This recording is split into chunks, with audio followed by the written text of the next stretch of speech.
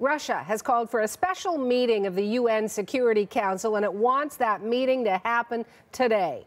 Moscow is again rejecting accusations by Britain that it is responsible for the nerve agent attack on a former spy and his daughter in England. It's been a month since former Russian double agent Sergei Skripal and his daughter Yulia were poisoned in Salisbury. The UK and Russia continue to point the finger of blame at each other. The British Prime Minister says it's highly likely Russia is responsible, and several countries, including Canada, as you know, kicked out diplomats in support of Britain. Now, in retaliation, the Kremlin ordered the expulsion of U.S. diplomats. The deadline, by the way, is today, and these pictures are from earlier. They reportedly show diplomats boarding buses with their suitcases. We've got CBC's Chris Brown standing by live in Moscow with more on this story. Lots of new developments, Chris. Yulia Skripal, one of the victims of this attack, the daughter, has issued a statement. What is she saying?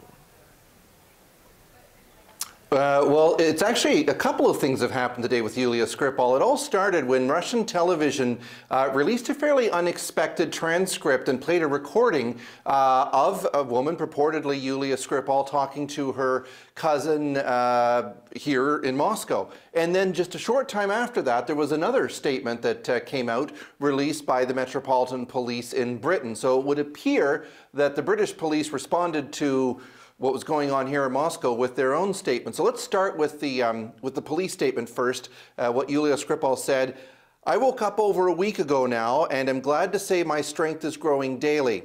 I'm grateful for the interest in me and for the many messages of goodwill that I have received." Then she went on, "I am sure you appreciate that the entire episode is somewhat disorientating, and I hope you'll respect my privacy." That's the first official statement we heard from her. She doesn't mention anything about her condition or her father's condition or anything about the investigation in that statement, but she goes further in the phone call, which was played by Russian television. I'll pull off a few bits of that. She tells her cousin everything is okay, referring to her father Sergei. "He's resting now, having a sleep," she said. "Everyone's health is fine. There are no irreparable things. I will be discharged soon. Everything is okay." Now that's interesting for a number of reasons.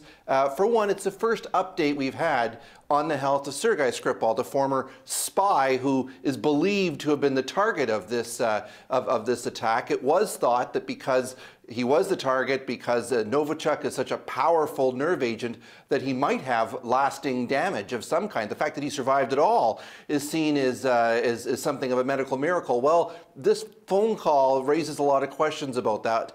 Is he also going to be discharged soon? Also, as well as Yulia, the fact that she's going to, in her words, get out of the hospital. That's also interesting, suggesting she's much better, perhaps, than what we thought. And also, as I say, the fact that it's not irreparable, again, somewhat surprising given all that we've heard about this nerve agent. One other thing, the cousin also said she wanted to get a visa to come and visit her in London, and Yulia is also seems to be warding her off a little bit, saying, "This is such a situation, don't come, we'll sort it out later."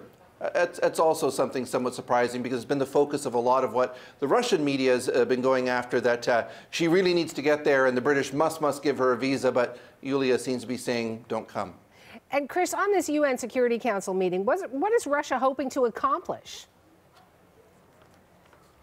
Well, Russia's been trying to split the alliance, if you will, that Britain has had with NATO and its EU partners over this. You mentioned all the different diplomatic expulsions. Well, at every step, Russia's tried to poke holes in the British narrative here, and they did that in part yesterday. They went before the Organization for the Prohibition of Chemical Weapons, trying to get that organization to let Russia in on the investigation. It didn't work. They lost that vote by a score of 15-6 with 17 abstentions.